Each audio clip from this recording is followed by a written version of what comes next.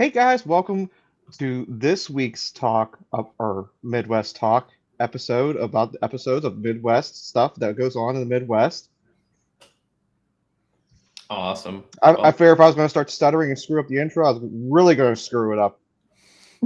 But this week we're going to talk about Subject 2, which I know little to nothing about. But Lindsay has done a couple Subject 2s, and Dylan has even more to say about Subject 2. And he has more than the average bear to say about the whole Subject 2. yeah, I mean, I've got some opinions about it that we can get into. Yeah, and I think the main question is subject to right for you as a new investor? And this is something that we talk about, Jack and Bill and I. And Jack, since you don't know much about subject to or creative financing, which is like just a subsection of subject to, um, how do you feel about creative financing? I mean, if the opportunity presented itself, I would be interested in it. But it's for me in the area I'm in. I've never really thought about presenting it, offering it as an option, and I don't know. Maybe it's just me getting my own way, but I just feel like for properties that would go fall in the conventional atmosphere, like your more used to being seen financing options that the owners probably aren't interested in subject to. And it's not even so much that I think they would say no just for the normal reasons. I think it's just because most of the properties in the area that I'm buying, the people have owned them since like the 70s.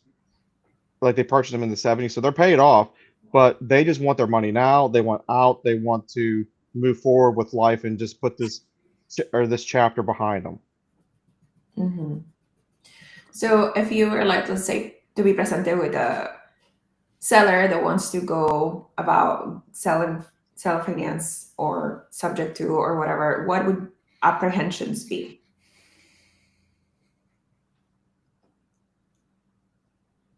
If Jack, I any. think that one's for you. Yeah. Oh, well, like I said, the most of the owners that I'm buying stuff from now, they just want their money and they want to move, across usually somewhere down south. They don't want to stay in the area, and they just want. It's not so much that they're worried about their children and their financial situation. They just want the money so that they can live the rest of their life off of it. Yeah, but would you be scared of anything? Like, let's say you did find a seller that was willing to do seller finance with down payment, a monthly payment.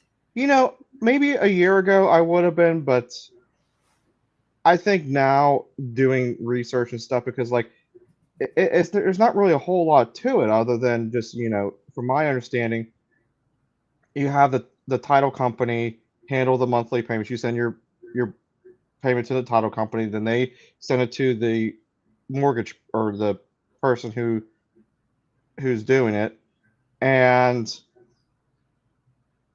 like it doesn't seem like there's really a whole lot to it. It's not really any more complicated on the back end. It's just more getting it orchestrated and stuff. But my biggest hurdle with it has been the fact that you try to explain them as like it's like, oh well, you could create a note, and then the note could be transferred to your kids, and they just don't want to hear it. It's like, I just want the money. I like this is my typical answer right here. I don't like my kids. Why would I want to help them? Not very common. Oh, sorry, I just saw a question pop up on my chat. I did also want to say hi to everybody that I saw popping in the chat. So we got Mark saying aloha from Costco and aloha from Hawaii. So he's in the Hawaii Costco. We got Flavio saying hi from Grandview, Washington. Yasik saying hi from New Jersey. What's up, everybody? And we got All Nighter Hider in here. So welcome, everyone. Glad Our to have you here. national YouTube channel. We have all different states, East Coast, Hawaii, We West did Coast. actually get a question that I wanted to get into just before we dive into creative a little bit more. They said, hey, what are you looking for on the MLS listings? Can hint the seller would be willing to do seller finance deal. It's been hard finding that in Indy. Oh, so you're in Indianapolis. I also live in Indianapolis. So if you just search up my name on Instagram, just Dylan Pettijohn together, you can reach out to me. I'd be happy to discuss that with you. If you're an agent or you have an agent that has access to the MLS, you can search the descriptions for words that would indicate creative financing, like seller carryback or seller finance potential, or seller is willing to carry a note. There's a few different ways you can phrase that. Seller is willing to get creative, or just the word creative. I've searched that and I've seen them willing to do like a subject to deal. I don't think it's going to be as popular if you're looking on the MLS, because that's going to be a lot of houses. I just feel like it's way easier to get creative if you're in the commercial space because they're used to it. But that's one way to find it. And like I said, feel free to reach out to me. I'm happy to. Do you think answer some questions. days on market help? Like if you see a place has been on a market for 100 days plus? Yeah. So I didn't think I was going to say anything positive about subject to or creative financing right off the bat, but I do think that if you are looking at properties and you're trying to find something that you could offer like a subject to or some sort of seller carryback option, and all seller carryback is when you close, the seller also gets a note that they hold and you owe them that money, and then you have some third party company that is managing the payments between the two. If you look at high days on market, that's one well, that's actually where I would start. If you're wanting to get creative, find some ways to get to the price that people want to be at, or a price that's very, very close to that would work for them. If you're wanting to find some creative options, before that, I don't think anybody's really considering it, because everybody wants their cash as soon as possible. But if they get a few months in and they realize, wow, nobody's willing to pay this price, or I don't think I'm going to get anywhere near this, and then you come in and say, okay, well, if you let me buy this property, creative finance, whether it's subject to or whatever, just pick a strategy. I'm willing to give you that money, but you're going to have to wait 3 years, or you're going to have to wait 5 years, or you're going to have to wait 7 years, and I'm going to pay you out in full. But between now and then, I'm going to have a note with you, or I'm going to take over your mortgage, or whatever you end up deciding on terms wise, that essentially benefits you as the landlord interim until you get to balloon them out within whatever term you set. Generally, I'll do like 5 to 7 years is what I tell people. Yeah, and also there's a Zillow section tab that you can just look for sell by owner, so the owners can list their houses without any realtors as well, and then you get their direct phone numbers, and you can start inquiring. Maybe you're not sure about seller financing, but like you can start practicing what your dialogue is going to be to an actual seller, because obviously if you're looking at MLS, you're normally working to a realtor. So realtor does telephone with the other realtor does telephone with the seller. So, and then there's like less, there's more nuance to like talking to 4 people versus talking to 2 people. And if you don't feel comfortable talking to a seller, that would be a good start point. I'm like, hey, I saw your listing on Zillow. Talk to me about this property. Why are you selling it? Blah, blah. And they'll most likely tell you what they need in terms of seller financing. If they're selling for sell by owner, then they're looking most likely for something creative as well. But in coming back to the topic that it might not be the best thing for an initial investor, an investor that has not bought any houses. When I talk to a lot of subject to people or a lot of creative finance people, there are most times when I talk to them, they're pulling like seller finance on a holy grail. And it has such great advantages, yes, right? But there's also so many security systems that are not there in place. When you do go through a normal conventional transaction in which you go and apply for a mortgage to a lender, you get pre-approval opinion, the bank sends an appraisal, you have to have an inspection, you have to they're required to have homeowners insurance. and then you have so many steps during the escrow process to close the deal. Everybody kind of is making sure that that deal that you're transacting is going to be beneficial to you, to the bank. Not only you're going to have to prove income, you're going to have to prove reserves, you're going to have to prove that even if you get a DSCR for that loan is going to be able to cover itself and make payments back to the bank. So there's so many security safety points during that transaction that for me, for an initial investor, should be there, because when it's your first investment property and you don't have experience in the real estate world, then that's just going to be carrying you into a successful deal.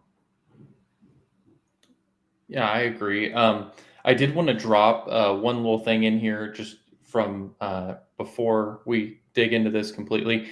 If you are looking for anything creative, or different ways to phrase duplexes or ADU or anything like that, if you go on Redfin or Zillow, I know Redfin has it, I don't know if Zillow has it. There's actually a keyword section that you can search for keywords. So even if you don't have MyBor access, you can still do that yourself. I just wanted to throw that out there to anybody. But I think you hit the nail on the head on this one. I think the place that I get the most concerned when it comes to subject to is the marketing around beginners, because I feel like it is a good strategy and it can be used very well, but it's a tool that we have, and I feel like it's a more advanced tool than beginners should be focusing on. I think when you're first getting started investing, the only thing that you really need to do is get a base hit and prove that you can do this and that you even want to do this in the first place. And then once you've got your first property, second property, maybe you do it on your second. I just say I don't really recommend it on the first, because I feel like there's a lot of points where, I know there's a lot of points where it can go wrong if you transfer the property into your name instead of a trust, or if you don't have it handled properly and you get the due on sale clause called, or if you buy a property and you overpay because you think the numbers are going to work and nobody else is looking over your shoulder saying, well, this actually isn't going to meet the DSCR requirements. So, you're going to be negative cash flowing. There's a lot of things that I feel like can mess you up your journey as a new investor. And it just puts you in a bad position because you're getting a property that somebody already couldn't sell if it's got a high days on market at a price that they want it for, and you are paying that price to be able to get this creative finance option. Well, if it doesn't work out on that, you're kind of SOL, because now you need to figure out how you can sell it for more than that price so you can get your money back. And likely you didn't put much money into this deal besides like a small down payment, because that's a lot of the ways that people are getting these deals done. It's just they'll give the seller a few $1,000s to get them out of the transaction and then take over the mortgage and continue on from there.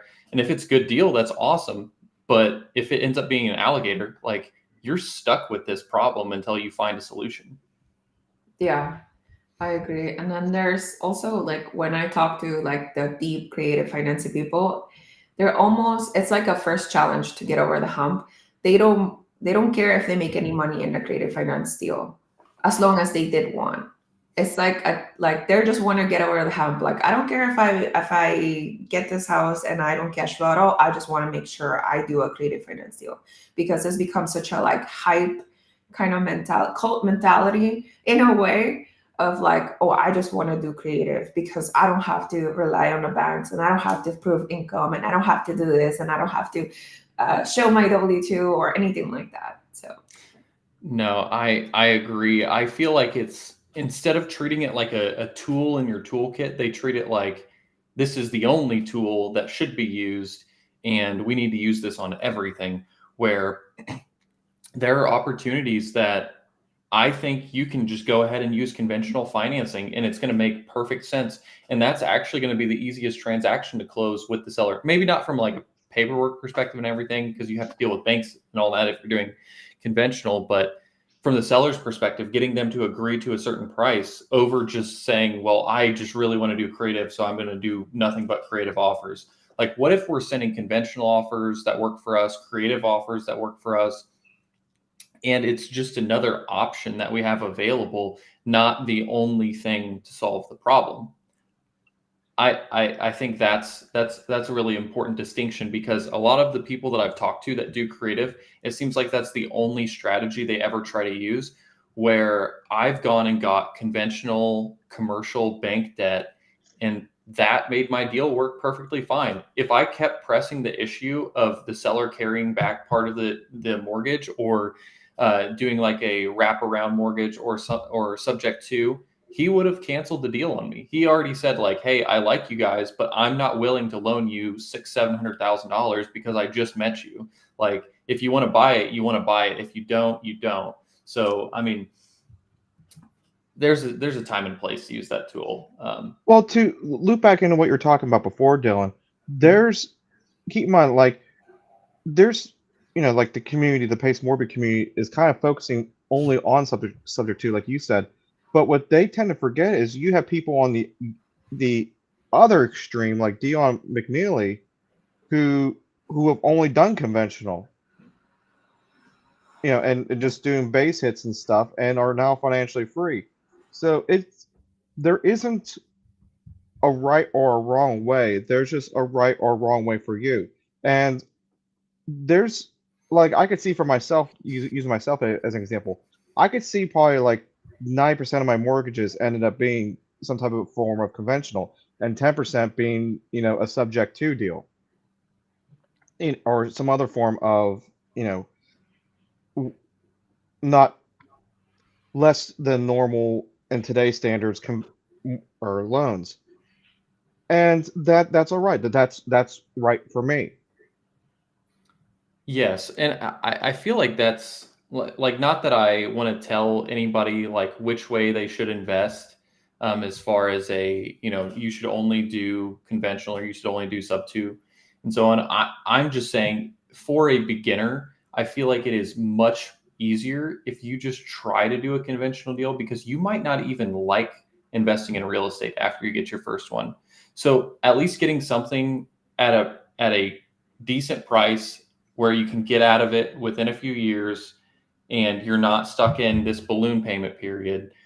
I don't know. I feel like that's a much better way to approach it for a beginner. And if you want to continue to get creative after that, by all means. I'd say my first option on creative finance is not subject to. It'd be a seller carryback or a land contract before I would go subject to. More seller carryback, because you actually get the title in your name.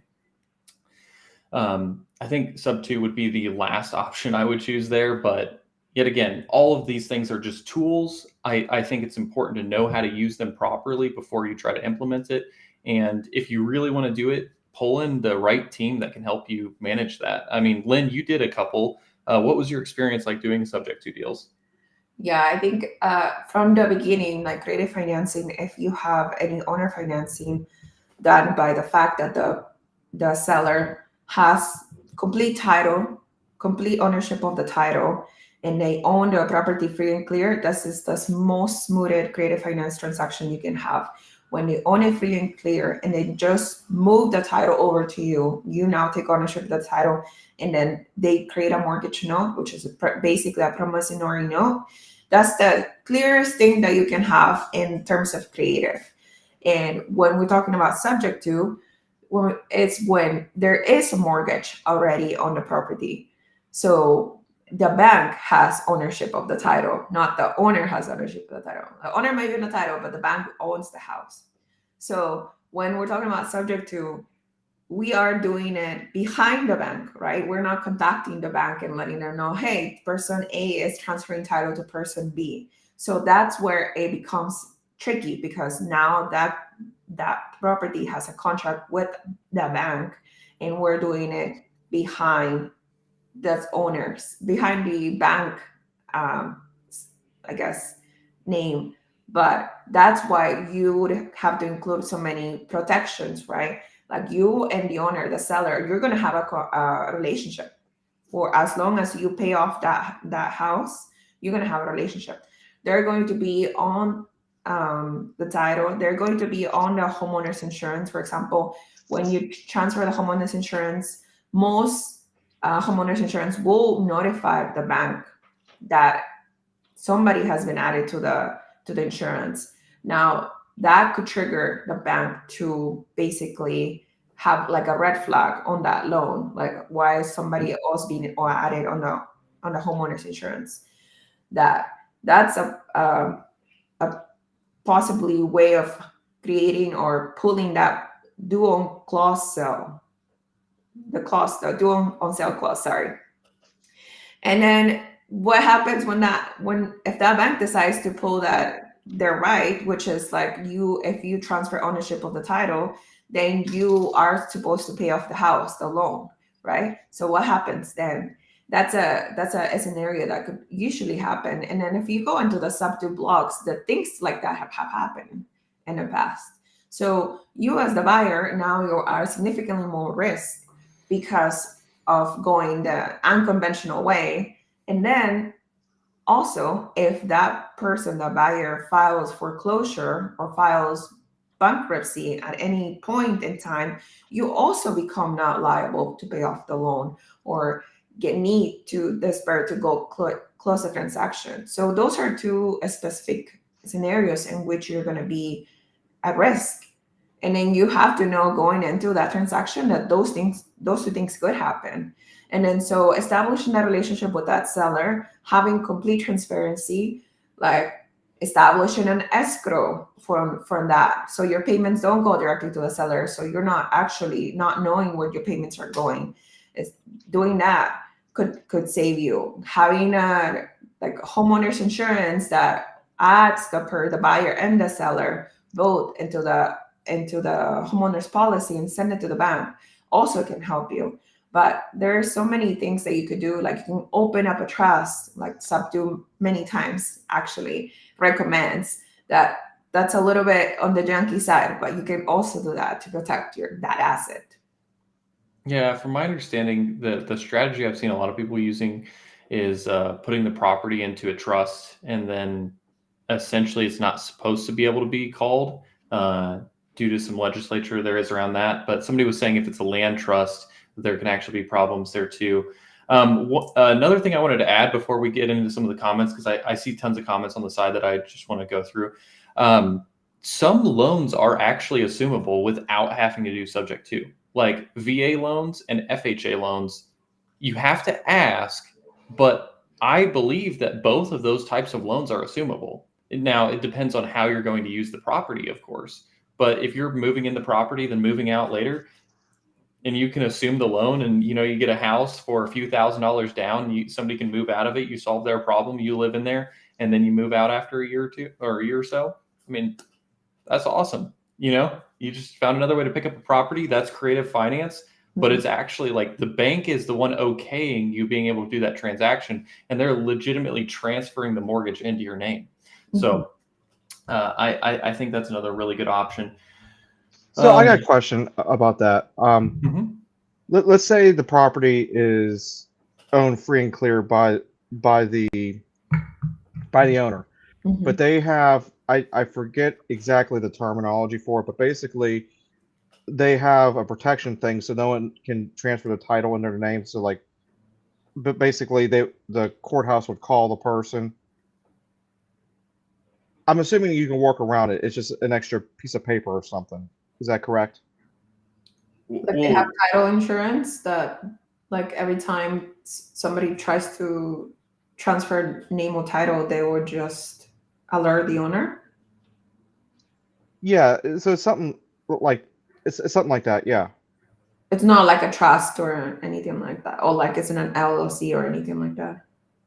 No. I mean, like it's not. It doesn't have to do anything about LLC and all that kind of stuff. It's run through the county. So like, if they see that the property comes, like certain titles come up for sale or being transferred, it pings them and notifies the owner. I'm sure that the owner can just call the county and have that service, revoke or stop I don't know. I do know that's the easiest situation to get. If you want creative financing and they own it free and clear, that is the easiest way to do it. Yes. You know what? I'll give you 15% now, and in 5 years, I'll give you the rest of it, and I'll pay you the price that you're wanting. Yeah, even if they have a mortgage in their name and they own like $10,000, and then you decide to put a down payment $10,000, cancel the mortgage out and then you start doing payments to them, like that's still mostly free and clear, like that title. So like that would be easy. But it's when you're getting into these mortgages that are underwater, right? The property is Mhm. it's basically worth 280 and the mortgage is for 300K, which are majority of the BA loans that are used, right? So BA loans, you don't have to put any down payment. Even closing costs can be rolled onto that loan. So most of these loans are underwater. And then we know that BA people that are working in the army or any type of other service, then they move consistently. And then some people do not care. That's why they target BA loans so much. So, but the problem is that now, like Dylan said, you can usually assume the loans, hopefully, but what if that's not the case? Yeah. Do you guys want to get into some comments now? Because I see we're missing like a ton of comments on the side. So Hyder said depreciation recapture is what's selling the note. Carrie, in my case, and the seller is my old boss. So we have a good rapport built already. Yeah. Yeah. No, that's awesome. I see Mark on the 6-7 stuff. I still don't know what this is. I feel like I'm old now because I just don't know these things anymore. Lynn, you said it's like nothing, like it doesn't mean anything. Yeah. Okay. Then Troy says, I see what you're saying. Sometimes a property will not qualify for conventionally, no matter what the seller thinks, because they have poorly operated. Yes. And I feel like you see this a lot more in commercial, which is why it's easier to get that done in commercial. Like if you have somebody that their form of accounting is a piece of paper, which was the way my transaction was.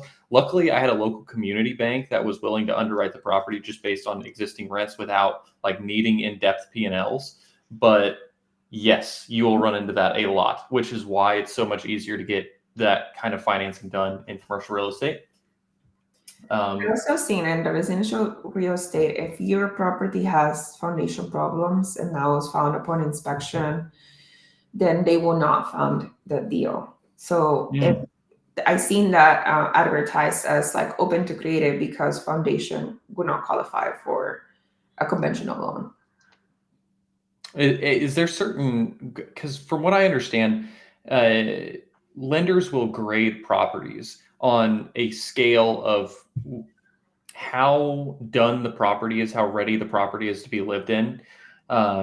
And I'd imagine there's just like a certain threshold that doesn't land in where they're just like, absolutely not. Until you get that foundation issue fixed, we're not financing this property. Yeah. Hyder said, making great points. I'm getting up there in years that I've at least been listening to this stuff. So I feel like I've been listening to this stuff for almost a decade now. So while it seems like I've only been investing for 2 years, since I was in high school, I was like listening to people talk about real estate.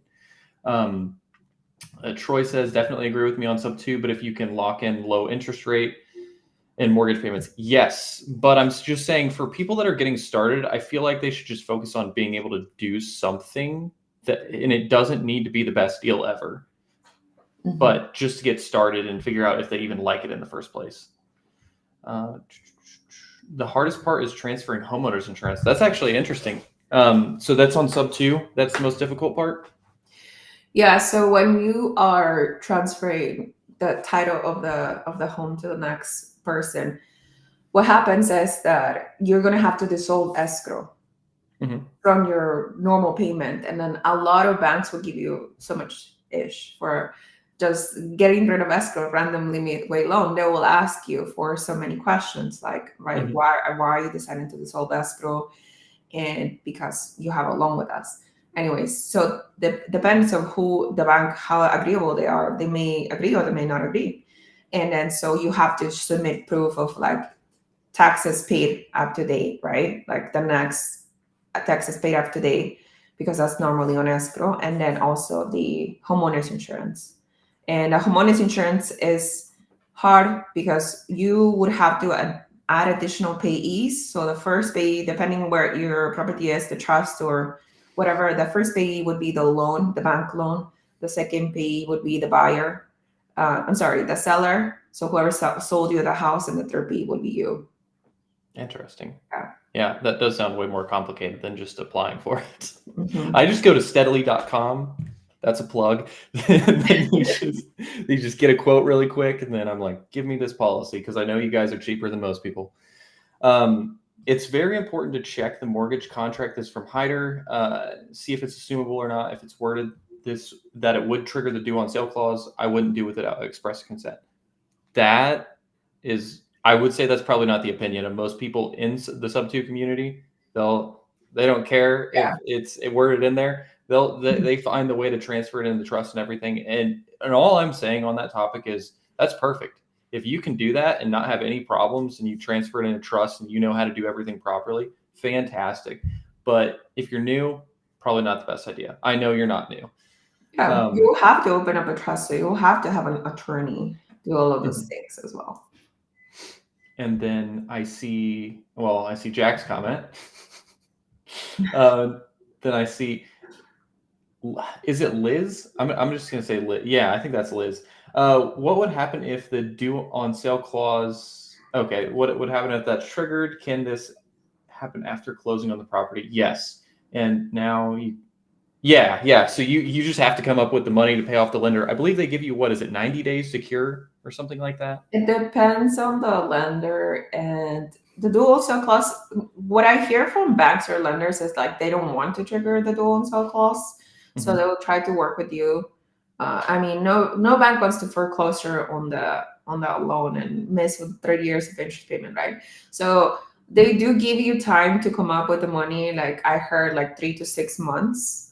But they also, the sub2 community has come up with this new insurance too, due on sale clause insurance. So I don't know how that works. I never purchased it, but it's the type of insurance that in the occasion that the bank does call the due on sale clause, they will pay out. But I don't know anybody that's used it. I don't know how that came out to be. Yeah. No, I think the question for the bank, just like putting myself in their shoes, is like, okay, I knew I underwrote that person to have my money, and I knew they were okay with it, like okay with managing it. That we vetted them to make the payments and everything like that. But now you just like gave it to somebody else, and now they're making payments. It's kind of like if I just had a tenant move out of my apartment and then have somebody else move in and say, okay, I'm the person making rent payments now. It's like, well, I don't know. I'm gonna have to figure this out. I need to figure out what and especially if the rent's low. Like, what if the rent's $900 and I know I can get $1,500 right now? Like, no, you're not. You're getting out of there because I'm gonna take that 3% interest rate. I'm gonna crank that up to 7.5, Yeah. and I'm gonna give that money to somebody else. Mhm. And then, but I do believe they give you time, and from a lender's perspective, I don't think they ever want to have to use a due on sale clause, like you said, because the objective of a bank is not to own a bunch of properties. They want to lend out money. They hate when they have to take over people's properties because they lose money, and then it adds work for them to have to auction off the house, go through the foreclosure process, pay attorneys. Like, it's just way more than they ever want to have to deal with.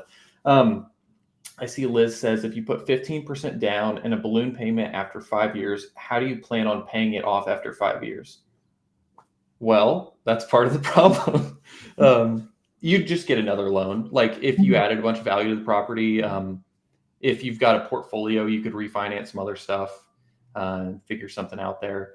But ideally, the way I've always looked at it is if I'm offering somebody a deal like that, where I've got 5 years to pay them back, I am trying to find all of the ways that I can add value to the property. And I would have had this together before I bought the property. This isn't something we figure out, once we already have the property in our name. So if I know a property, I can buy it for 500, should be worth about 700 with certain fixes done. Well, I'm going to do everything I can to make it worth that 700. And then I might refinance them before that term is up. If I gave them a good rate and price, but you're probably just giving them a good price, really bad rate. And what I mean by that is, if going rates are 7, we might be giving them a 3 or a 4, but we're giving them exactly what they asked for. I'd term that out all 5 years. I'm holding that because I know it's going to cash flow better. And then when refinance comes up, hopefully rates are better. Yeah, you can either refinance or sell. That's the only 2 options that you have. And obviously, we don't know where we're going to be in 5 years. Hopefully, better, but it could be worse. So we can never foresee.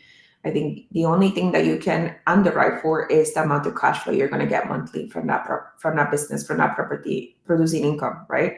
So if in 5 years you're going to get, I don't know, $10,000 in cash flow and $30,000 paid down on that loan, that means you have an additional $40,000 in your pocket, and hopefully that would be enough for you to refinance at the better rate, or that would be enough to cash out of the property if you decide to sell. Mm-hmm. And then what's the next one? My plan is to transfer properties into an LLC for estate planning purposes. Very important. Then transfer the owners of the LLC. Hyder, I would talk to an attorney about that. I have a feeling transferring into the LLC, if it's your LLC that you're a sole owner of, I've heard they have different opinions on this, but if it's a partnership that's taking over it, I think that can trigger the due on sale clause. But I feel like this is very nuanced depending on which bank you're with. I would really talk to an attorney because we had this conversation yesterday in the Gen Z chat that we host at 11 a. What is it? 11 a. Yeah, it's 11 a.m. EST on Saturdays, and I believe the consensus was you need to transfer it into some sort of trust, and that land trust can actually have issues that may trigger due on sale clause. I'm not an attorney, but I would defer to one for that. Yeah, because I know even if you are the sole owner of the LLC and you're just transferring into your LLC, you can still trigger the due on sale clause. But the banks will ask for ownership of the LLC. If you have 90% ownership of that LLC, then that means the loan was just transferred in your name. Most likely won't cause any problems. But yeah, that's definitely talk to an attorney. I agree. I am no expert in this stuff. To Lynn's point, an LLC does require an attorney as legal representative. Owners cannot speak on an LLC's behalf conventionally. Again, there are ways, though. I don't know. I'm sure Do there you guys know? I'm sure there are ways, but I don't know of them. And R. Freeman is saying, "Good morning, guys. Hope everyone is having an awesome day." It's awesome over here. I hope everybody else is having an awesome day too. Yeah. Jack, we got to loop you in, maybe questions or something like that. I know this is a topic that you haven't discussed much. And Jack, I have a feeling, though, that the reason you haven't had to delve into creative as much is your market just works conventionally. It does. Like, yeah. He has a lot of money. Yeah, Jack is just loaded, if everybody didn't know that. He has Loaded. cash up the ears. But like being able to buy a duplex for what, like 150 grand or something, or is it less than that? No, it's about that. Yeah. Yeah, being able to buy a duplex for 150 grand is insane. I would love to be able to buy a duplex for that much money. So like when the deals work like that for you, there's no reason to really even look at a lot of creative financing because you can just buy cash flow. Whereas a lot of what people are solving for in some of these other markets is like, hey, like All-Nighter Hyder was saying, in San Diego, the only way to get cash flow is creative financing. So they have to do it to make it work if they want to make money with their portfolio cash flow wise, if they want to be located there. Yeah, and to kind of go back to your point earlier, and something that All-Nighters was hinting around, if I was to go buy a commercial property, you're obviously going to do something like subject to, because it's more accepted in that arena. Yeah, or creative. I think some banks, you can even ask the banks like, hey, we're going to be transferring owners. Here's their experience. Would you be okay with them taking over this loan? I haven't done that personally, but like, those loans, if it's with a community bank or credit union or anything like that, the people holding that loan is literally the local bank. So you can go talk to their VP of lending and you can give them all your finances and stuff like that and just see if they would let you assume somebody else's loan. Mm-hmm. What's up, Curtis? Good morning, man. I like this way more because we actually have like people in the chat that we can talk to, like interact with. going back and forth. Going Not that- past the advanced, like creative financing, there's people that I know that use creative financing as a business, like sellers that sell via creative financing as a business, like lease to buy, basically. Business model in which they trigger people that they like go after people that want to do creative financing because in a way it's predatory. Like majority of the people that do creative financing don't qualify for bank loans, right? They maybe don't have a social security number, they have an ITIN number, maybe they work under the table and they get paid cash. So when you go after these people, creative financing now will go like for higher rates. Like instead of getting like a 7% rate from a bank loan, they would charge 9-10% rates, which I've seen a lot of like trailer parks, for example, or manufactured homes in which they offer lease to buy options. And then they will charge you a hefty down payment, let's say $10,000-$20,000 for like a manufactured home. And then when they are unable to pay the monthly, like they miss 1 or 2 monthly payments, then they go and kick them out. And that's also like a business model that they use, which is also in a way like you have to be very well versed on this creative financing to make sure that you don't get taken advantage of as well. Yes, I think one of the things that I see that is creative finance is the what do you call it? Like the lease options with houses. So like they'll buy a house cash and then lease option it to somebody else, then use that money that they get from their down payment to go buy another property, and just keep doing that over and over again. The scammiest thing that I think I see is the rent to own. I hate that so much because it's very deceptive in like how much of the rent is actually being qualified towards the ownership. So like somebody might be paying, I mean, to be fair, when I'm paying my mortgage every month, like $1,600 of the $1,800 is interest.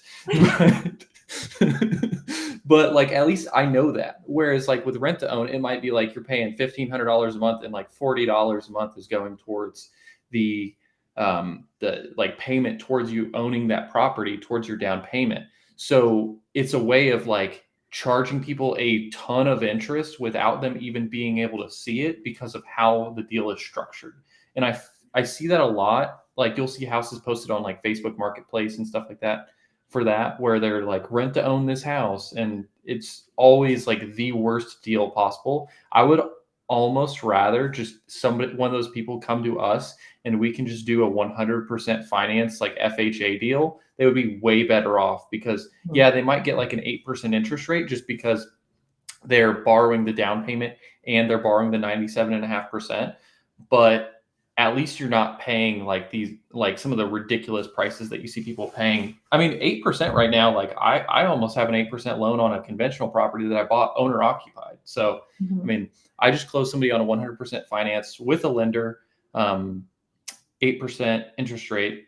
$2,500 was all they had to bring out of pocket to closing because I got the sellers to pay all the other closing costs. Like that deal is so much better for them than a rent to own. Like they came to me asking about rent to own because some other lender was talking to them about it. And I'm not a lender, by the way. I just work with a few lenders. I'm an agent. It just worked out way better for them. I turned them away from that really quick. And then what speakers are you looking forward to in Vegas? What speakers do? I'm so bad about this. I bought the ticket for the event and everything, and I'm ready to go, but I don't even know who's speaking. Jared is speaking. Who? REI Jared. Oh, Jared's speaking. That's awesome. Yeah. Cody. Cody is speaking. Oh, and Pace Morby. Pace Morby, Jason Hartman. Brandon Potts. Brandon Potts. I just asked Zuber this, and I forget his name again already. But the guy last year who was the minister from Alaska, who was talking about mental health, he's going to be there. Zuber's doctor is going to be there again. I don't know if I heard right or not, but I thought they said uneducated economist is talking. I didn't hear that. Yeah. I think he shared this, but there's not there's the most known as like Pace Morby and Jason Hartman. Yeah, I think I- out of everybody, like who's your guys' favorites? I'll go last. You go first, Jack. I like that one. Yeah, that's a That good one. one. No, What? honestly, I don't know if I necessarily have a favorite. Like I like it. I like everyone. I feel like everyone has a lot of good content. There's certain people I like more than others. Me.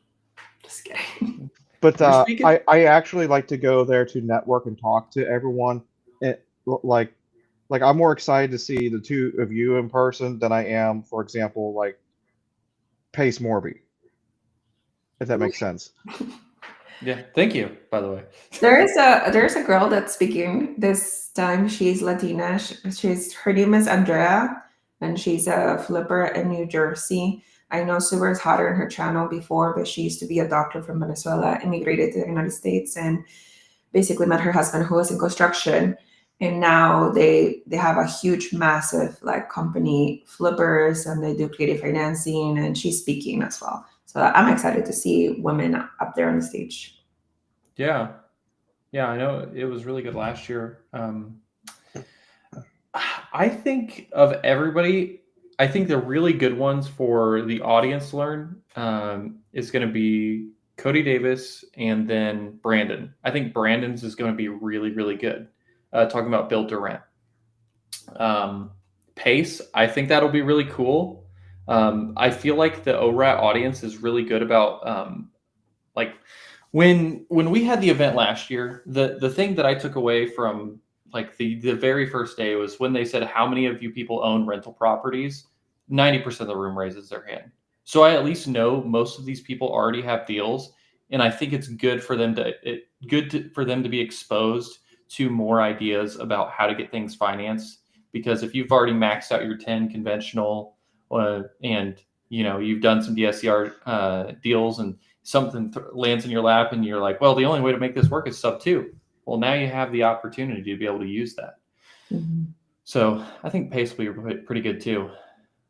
Yeah, I heard him talk before. He's a great speaker.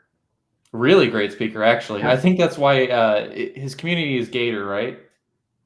One of his communities is Gator. Oh, he has multiple communities. Yeah. He really great speaker. Mm-hmm.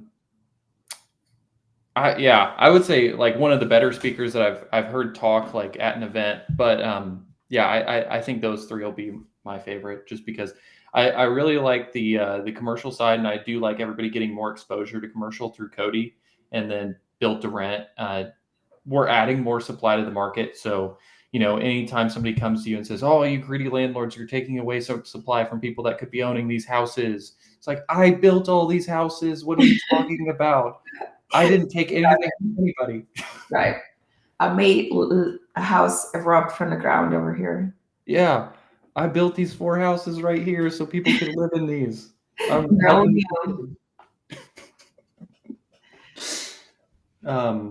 Looks like All Nighter said he bought a sorry, go ahead. No, I bought a lease option course, haven't done anything with it yet, but that's my lack of action, no reflection of the strategy. Yeah, they have I've seen some people that do that successfully, like doing lease options. It's interesting. As long as you're fully disclosing everything to the people that are going to be the people optioning the houses from you, I think that's fine. It's when everything gets murky and then people that can't afford to buy houses lose a lot of money that they didn't have in the first place. That's where I have a problem with that kind of strategy. Yet again, just as long as you're actually helping people and solving a problem for people, that's cool. And then you had the one pulled up that Mark was asking. Yeah, no, I just want to add to the lease option course. Oh yeah, go ahead. It's just like the whole thing is a contract signed between the seller and you. The problem in there is that nobody is overseeing the contract. For example, like the person that's claiming to have total title ownership, there's no title company doing a title search to seeing if the person has complete title ownership of the house. There's an existing loan in the house. So that is when I run into like, okay, I'm gonna sign this, I'm gonna give a down payment, but I don't know if the person that's actually making me sign the contract has the ownership of the house, or is there a lien on the house? Is there an existing lien? Like, does Water Power have a lien on there? Does the government have a lien on there? Are they up to their property taxes? Like, we don't have that information unless you go to a title company and do a title search. So be mindful of these things as well. Like, what if you sign and give a payment to one person, but the whole house is owned by a whole family, or is in a trust, right? Like, then is your contract valid? Probably not, right? So that's the whole point of that leased option. And then just like the more you know about it, the better it would be for sure. Yeah. Just protecting consumers a little bit more. I mean, that's why we have all the regulations we do with banks and everything. Jack, you want to read this one? It's popcorn reading over here. This is a question left on my channel that Lynn was recently on. Thoughts on buying an investment property in California with a nicely done unpermitted ADU, detached garage turned into a studio? Don't do it. If you're buying it unpermitted, meaning there's not any type of permit on that house, and then that the city can call you on, or your neighbor can call you on, or somebody finds that property in any type of apartments.com, the city is going to come and make you redo it. Like, as long as you know that and you walk that into your numbers and you're willing to take the risk until that risk dies on, it could be like a year from now, it could be month one, it could be 10 years from now that they call you out of, that the city is going to make you redo it. That's the only thing that I would see. It's like, do it at your own risk. Now, Well, when here's you the say other thing too. Oh, go ahead. Is Sorry. Here's the other thing too. So not only do you lose everything that Lynn said, but for the amount of time you had a tenant in there, that tenant can then sue you. Yeah. And get everything back. End up your whole house. So when you say redo it, do you mean they are going to make you strip it to the studs, and so they can vet the electrical, vet the plumbing? Oh yeah, do not do that. They're going to make sure, because there's no sewage, there's no utility connection. So how are they going to be able to see it or see if it's correct? Do you need an additional electrical box? They're going to make you rewire the whole thing. They're going to make you do it again. Yeah, no. And like that said, your tenants may sue you if they find out this is unpermitted. All they have to do is see online that, plenty of people talk about that stuff, like, oh, just sue your landlord. It's fine. Yeah, it's very common here. To be fair, in that case, you actually deserve it. If you're putting somebody in an unpermitted structure that wasn't vetted by anybody that is knowledgeable about electrical, plumbing, or anything like that. What if you decide to go completely extreme and you're going to live in a camper inside of the garage, and you kind of had that fake green grass AstroTurf? You have flamingos inside the garage. That way you go complete redneck inside the garage. I don't know. Kiddie pool and everything. I was listening to the second interview that Kyle did and how he lives in a tiny house and everything. And I'm looking at tiny houses as I'm listening to the interview house, because I was like, maybe I can do an additional ADU in my house, but maybe I can put a tiny house in the backyard and rent that out. And then so I was just like, well, technically, if it's on wheels, I was looking up on my county. If it's on wheels, then as long as it has a license plate, it doesn't qualify as an EDU. So maybe, I don't know. You just park it in the driveway. That's what I was saying to my boyfriend. I'm guessing he did not go for that. No, but it hasn't left my mind. I don't know. Yeah, you just got to keep working on it about it. Just one step, first it's parked in the driveway. Next, it has a license plate. Now we're moving our stuff in. With $40,000-$50,000 that look nice. Yeah. So is this a speaker list that Mark sent? Additional speakers? Some of them, Rob yeah. Hill, Leo the Trader, Aaron Amin, Ryan Ruff. Oh yeah. I mean, who's Kesha Ruff? I think that's Ryan's wife. Oh. Honestly, I've watched Rob's stuff before. I'm not a short-term stay person, so it's cool. He's a good speaker as well, but I don't know any of the other people. Well, I do know Aaron. I know Aaron does assisted living, I think, right? Yeah. Yeah. Mhm. That'd be He's pretty also cool. doing build to rental. Like he found land, Mhm. he's working on it, and then it's going to be like a 16-room assisted living. So he's undertaking the whole thing, like developing land, building, and then putting the business in there, and then doing the residential still living. Yeah. And Ryan and Keisha are from the community, right? Just from the ORAT community? Or no? I don't know. No. I would guess they're at least in it if they're speaking. Just guessing, but I could be wrong. I don't know who Sean and Sharon is. Do you know who that would be? PTO for life or no? Mm-mm. No. Mm-mm. I don't think so. Market dependent, but tenants can sue for all paid rent when living in an unpermitted. That's not even worth it. Yeah. What are you guys' predictions on who may get belts at the upcoming event? Jen again. Again, I think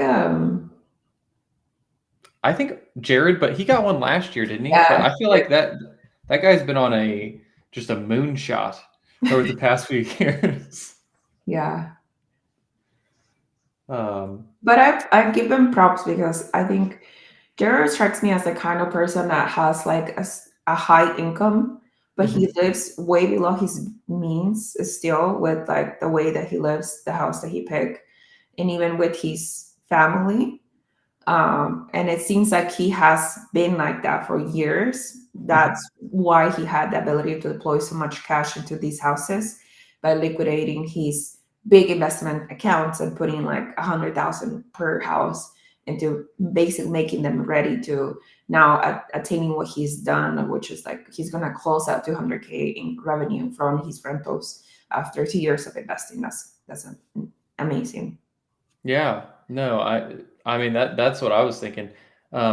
Yeah, I believe he has like a tech job or something like that, and he just seemed like somebody that just invested a lot of money and then eventually heard about real estate and was like, well, I do have these big retirement accounts, so let's start getting to work Yeah, because it's that's going to be way faster to retire this way.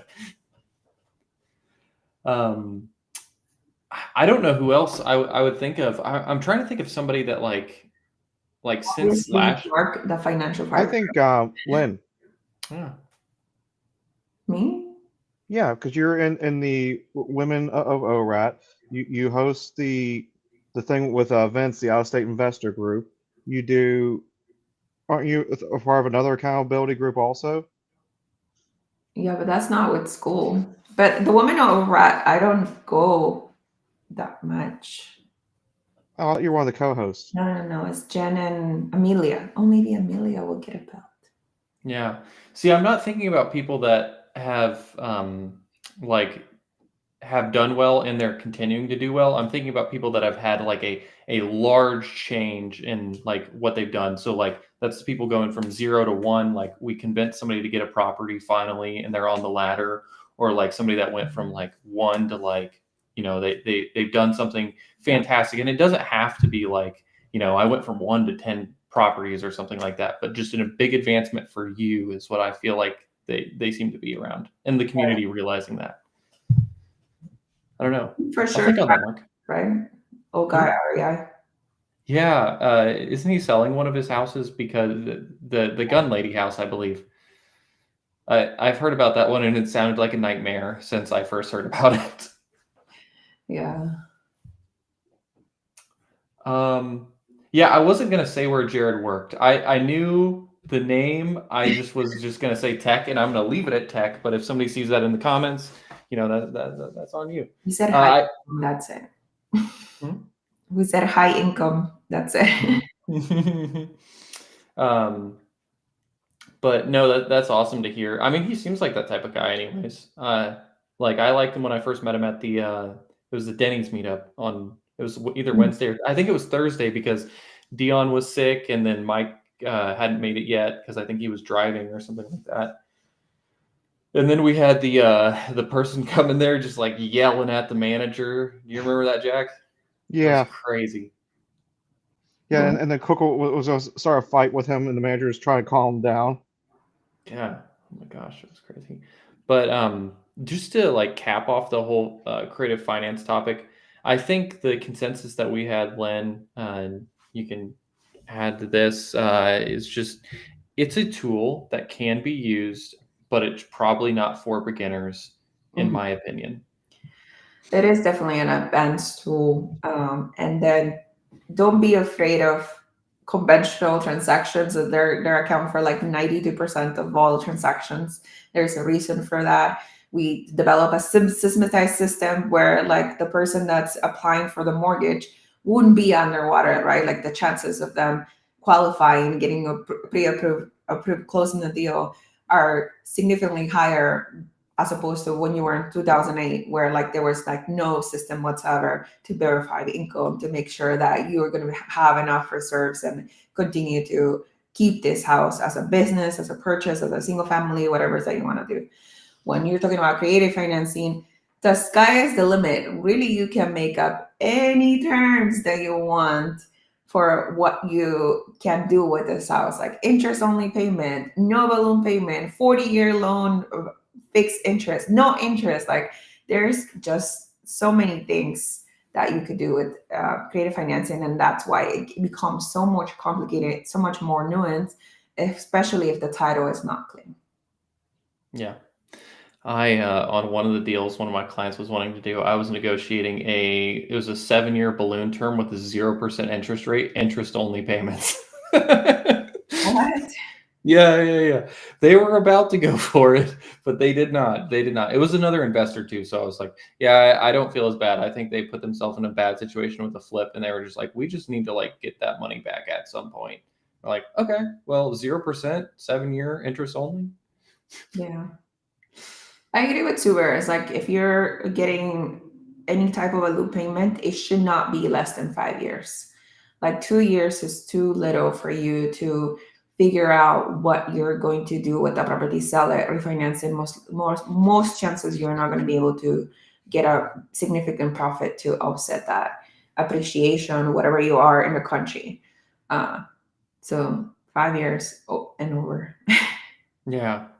No, I agree. I get really nervous. Is like really, I feel like seven's always where I start. But if they land at 5, like that's fine for me to negotiate with. Also, you get if the appreciation in your market is 2 or 3%, you get that for 5 years, added on to whatever the equity is that you're building in the property through value add on that end refinance to make sure you're in the best situation possible for that refinance. Oh, Sean and Sharon, they have 1 million followers on Instagram, and Sean makes money easy handle. I don't know if you're saying that is their handle. Make money easy is their handle or something like that. And there are a couple that traveled Asia for 2 years. That's cool. I remember seeing them on Suber's channel. Yeah, I was gonna say I read that and I remember listening to it. Yeah. But I think Mark's saying that they make handles for coffee mugs with money and glue them on. Oh, I feel like I've seen them on YouTube. Do they post on YouTube? Okay. And TikTok, well, that's cool. Instagram. Yeah. They retire. They're pretty. I'm not sure if they're married, but they retired and then they went and traveled for a couple years to Asia, and then they came back and now they're going back again on social media and building their business brand. That's awesome. Well, look forward to seeing everybody there. And then I'd say more than the speakers, really just looking forward to meeting everybody and seeing what everybody has worked on since last year. I think that's usually my favorite part of like going to any of these events. I always tell anybody when they ask me, it's not the speakers you're going there to listen to. Like, yes, you're going to watch them speak, listen to them, take notes, whatever. You might learn something. The best part is the people that you meet at the event. That's it. The networking. Mm-hmm.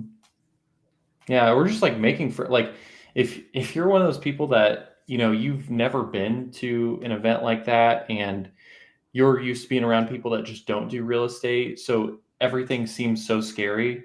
Like I feel like we've seen a lot of people that didn't own properties before going to the event, and then we got them all hyped up at the event, but even afterwards we stayed on them about getting something. And I know Max bought a duplex, and I know Shane is a commercial real estate broker now.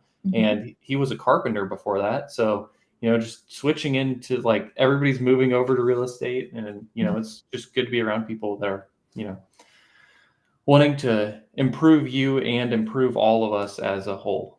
Yeah, and then you make friends too. Like you guys are my friends now, and that wasn't true last year. But I know you have people like Sarah Garrett that, like, if you ask her to text you every day, she will text you every day, good morning, and go get it, keep saving, you got this. But yeah, the amount of people and quality people that you see here in these events. And then I'm lucky, I think, because this is the first event that I attended, as opposed to like other events, which I have attended since then. It's just a different vibe of people. I haven't been to another event, but I would like to, at some point, I would like to go to a Bigger Pockets event just once to experience it. Yeah. Yeah. But I want to go with like a mini group of O'Rowdians. I'm down to go to Mexico if they go again. We're going to invade the Bigger Pockets event. Yeah. Just as a group. Recently, so. Everybody have Frank's shirt on. This All-Nighter Hider said Curtis got his license. Yeah. Curtis is an agent as well. Yeah, like a bunch of people. Well, Curtis was already an investor too. I had known he got his license, but I'm talking about mainly the people that we essentially but as Curtis a group. got a shower now. I mean, that's something to celebrate too. That is something to celebrate. He's no longer in a studio apartment with no shower. I'm excited for him. Well, I think this is a good time to wrap it up. Yep. But if you guys want to hear us talk about anything else, put it in the comments. Please like and subscribe. Make sure we're hitting this algorithm.